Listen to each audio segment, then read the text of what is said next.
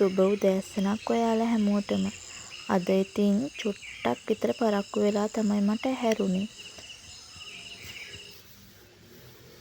රසම රස තේ කෝප්පයකින් මගේ දවස පටන් ගන්න හිතුණා.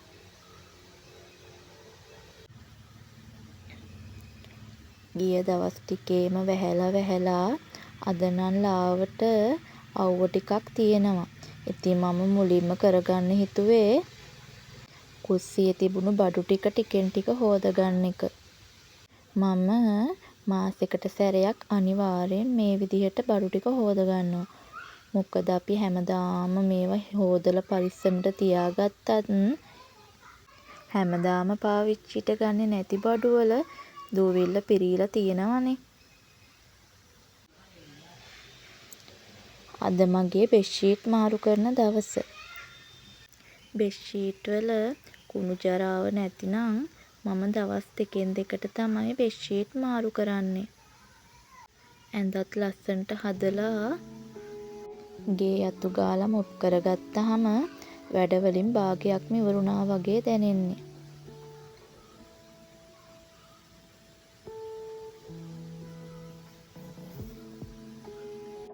වැඩ කන්දරාවක් මැද වුණත් එකින් එක පිළිවෙලට ලස්සනට කෙරෙද්දී දවසට අමුතුම ලස්සනක් එකතු වෙනවා.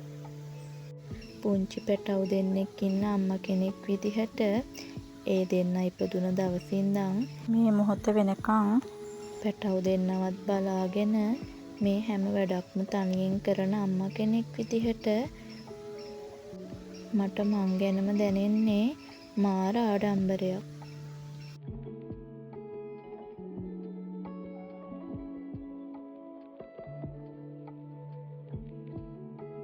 මේ හැම වැඩකදීම හස්බන්ඩ් ගෙදර ඉන්න දවසට එයාගෙනුත් ලැබෙන්නේ මාරම සහයෝගයක්. ඒ වගේ හස්බන්ඩ් කෙනෙක් ලැබෙන්න මම කොයිතරම් පින් කරලා ඇද්ද.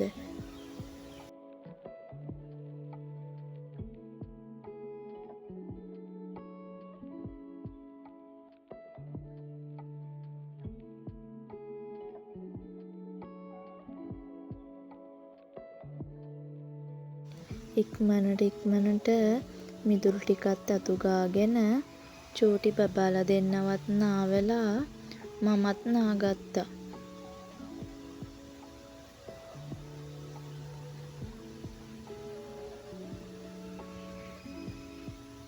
නාවපු ගමන් චූටි බබාට හොඳටම නින්ද ගියා. හොදපු රෙදි ටිකත් වේලෙන්න දාලා ඉක්මනට ගිහින් දවල්ට උයා ගන්න ඕනි.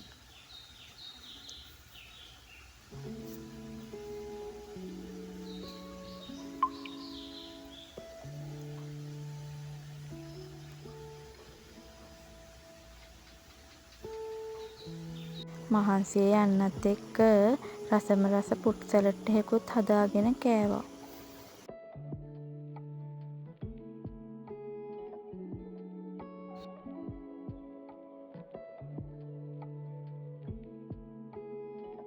ඒකත් රස බලලා මම ගියා ටිකක් නිදාගන්න. නිදාගෙන නැගිටිනකොට දන්නේම නෑ හවසුත් වෙලා. අද හවසට මගේ අම්මලාගේ ගෙදර යන්න හිතුවා. අපි ඉතින් ඉක්මනට ලැහැස්ති වුණා. මේ බලන්නකො ඉතින් එහෙ ගිහින් මගේ අම්මත් එක්ක කරන කෝලම් ටික. ඔයාලා හැමෝටම තෙරුවන් සරණයි.